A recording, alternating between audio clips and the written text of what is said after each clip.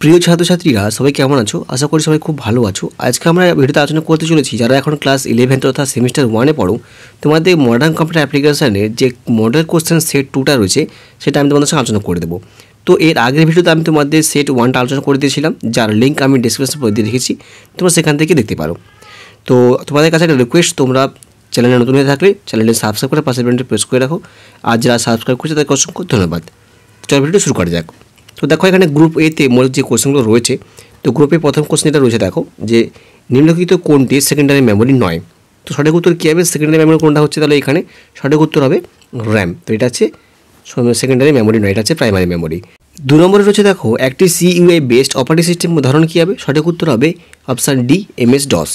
3 রয়েছে দেখো উবুন্টু সিস্টেমে একটি এমটি ফাইল তৈরি করা কমান্ড কী হবে? সঠিক উত্তর হবে বি, টাচ, TOUCH, টাচ, এখানে সঠিক উত্তর হবে। 4 রয়েছে দেখো বাইনারিতে 1 1 1 3টা যোগ করলে কত হচ্ছে? সঠিক উত্তর হবে 11। সঠিক উত্তর কী হবে? 11। 5 রয়েছে দেখো A × B পুরোটার ইনভার্ট। তো এটা আমরা কি বলতে পারি? এটা ডি মর্গানের সেকেন্ড ল, যেখানে আমরা কি বলতে পারি যে সঠিক উত্তর হবে A inverse plus B inverse, মানে দুটো চলরাশি পর পর গুণফলের পরিবর্তে তাদের যোগফলের পরিপূরকের সমান। ঠিক আছে, এটা কিন্তু ডি মর্গানের সেকেন্ড ল, এটা মনে রাখবে। 6 রয়েছে দেখো 3 চলরাশির ক্ষেত্রে কে ম্যাপের বর্গক্ষেত্রের সংখ্যা কত হবে? 6 ক্ষেত্রে কে ম্যাপের কত হতে পারে? মোট 3টা যদি চলরাশি হয় ABC, তখন হবে কটা? 8টা মোট ঘর হবে। ঠিক আছে, বা বর্গক্ষেত্রের সংখ্যা হবে 8টা। 9 রয়েছে দেখো একটি নন প্রসিডিউরাল ল্যাঙ্গুয়েজের উদাহরণ কী হবে? সঠিক উত্তর হবে প্রোলগ। এখানে স্পেলিংটা একটু ভুল রয়েছে, তোমরা ঠিক করে নেবে, PRO হবে প্রোলগ।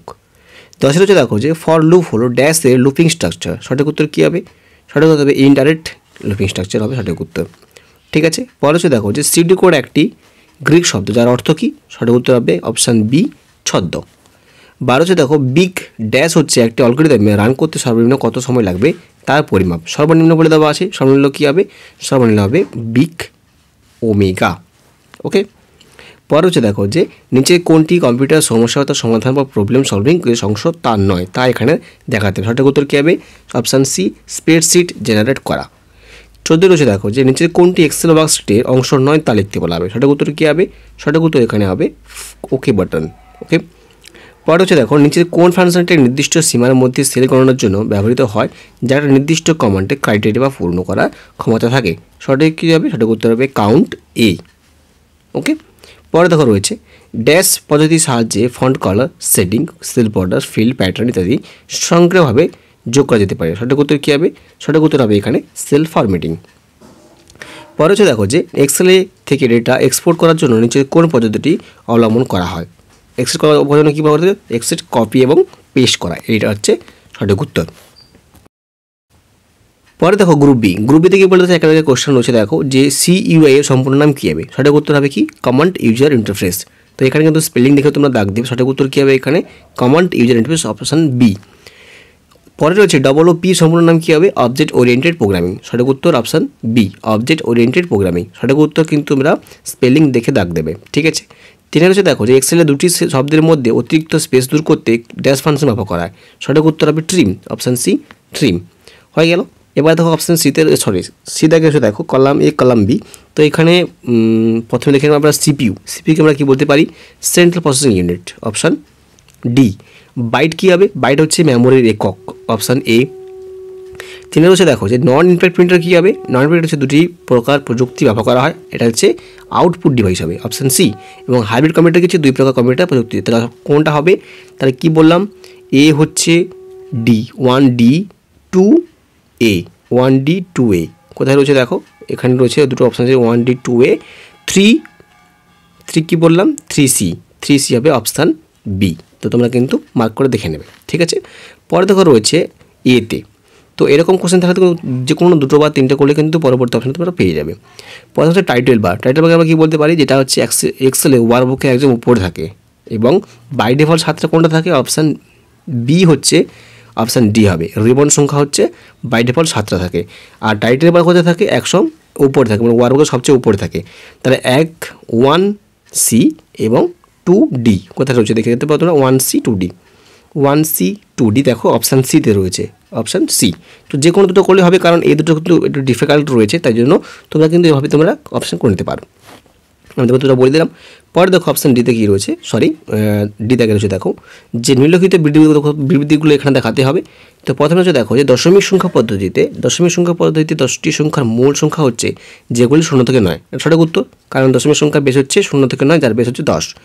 এবং যেহেতু দশমিক সংখ্যা পদ্ধতি মৌলিক সংখ্যা 10টি, তাই দশমিক সংখ্যা বেশ হচ্ছে 10, মানে দুটোই সত্য কিন্তু এখানে। তাহলে কী হবে, সঠিক ব্যাখ্যা হলো এ ও আর উভয় সত্য এবং আর হলো এর সঠিক ব্যাখ্যা। যখন কিন্তু একই রকম টপিক নিয়ে বিবৃতি এবং কারণগুলো আলোচনা হবে তখন সেটাকে সঠিক ব্যাখ্যা বলবো, যদি দুটো একই সত্য হয়। পরে দেখো রয়েছে প্রোগ্রাম রচনা, সিডিকোড একটি গ্রিক শব্দ যার অর্থ হলো ছদ্ম, সঠিক উত্তর। যার আক্ষরিক অর্থ হচ্ছে সিডিকোডের প্রকৃত কোনো প্রোগ্রাম নয়, একে ছদ্ম বা কৃত্রিম প্রোগ্রাম বলা চলে, এটাও সত্য। কারণ কি বলছে দেখো যে প্রোগ্রাম রচনা পরে প্রোগ্রামকে ডিবাগ করতে সিডিকোড ব্যবহার করা হয়, ঠিক আছে। তাহলে এখানে কী হবে, এটা হচ্ছে মিথ্যা। তাহলে কী হবে, এ সত্য আর মিথ্যা, এ সত্য আর মিথ্যা, অপশান সি। ওকে, পরে 3 দাগে রয়েছে দেখো যে এমএস এক্সেলে দুটি পাঠ্যের মান ভিন্ন কিনা অভিন্ন কিনা তা পরীক্ষা বা তুলনা করতে প্রপার ফাংশন ব্যবহার করা হয়, ঠিক আছে। তো এটা কিন্তু সত্য। তো এমএস এক্সেলের সেলে দুটি অনেকগুলি টেক্সটের ফাংশন আছে, যে ফাংশন সাহায্যে আমরা ডেটা ক্লিনিং করতে ব্যবহার করি, সেটা হচ্ছে প্রপার। তো এটা মিথ্যা, তাহলে কী হবে, এ সত্য আর মিথ্যা হয়ে গেল। পরে দেখো ইতে কী রয়েছে, ডায়াগ্রাম, এখানে ডায়াগ্রাম দেওয়া আছে, ডায়াগ্রাম থেকে আমাদেরকে এর লজিক গেট বের করতে হবে। তো দেখো এটা হচ্ছে ন্যান গেটের মধ্যে পড়ছে, এটা নর গেট পড়ছে, তো সামনে অর গেট করে দেওয়া আছে, আমরা এটা কী হবে, এক্সর, অপশান ডি, এটা হচ্ছে এক্সর গেট।